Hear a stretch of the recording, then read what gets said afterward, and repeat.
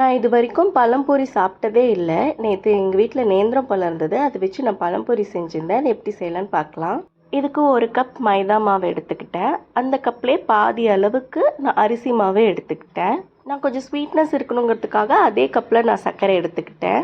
கலருக்காக கொஞ்சோண்டு மஞ்சத்தூள் ஆட் பண்ணிவிட்டு அப்புறம் 1 பிஞ்ச் சால்ட் வந்துட்டு ஆட் பண்ணிக்கிட்டேன்.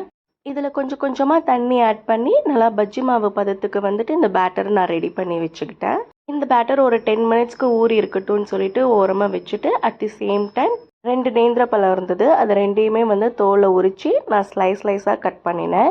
உங்களுக்கு வேணும் அப்படின்னா நீளமாகவே ஸ்லைஸ் பண்ணிக்கலாம். நான் வந்துட்டு அதை ஆஃபாக கட் பண்ணி அதுலேருந்து நான் ஸ்லைஸாக கட் பண்ணினேன். நீங்கள் கட் பண்ணும் போது கொஞ்சம் மொத்தமாக கட் பண்ணுங்கள். ஏன்னா இது பழத்தில் நம்ம பஜ்ஜி போடுறதுனால நம்ம மொத்தமாக கட் பண்ணால் தான் நல்லாயிருக்கும். இல்லை அப்படின்னா கொலன்னு ஆகிடும் ஒரு மாதிரி.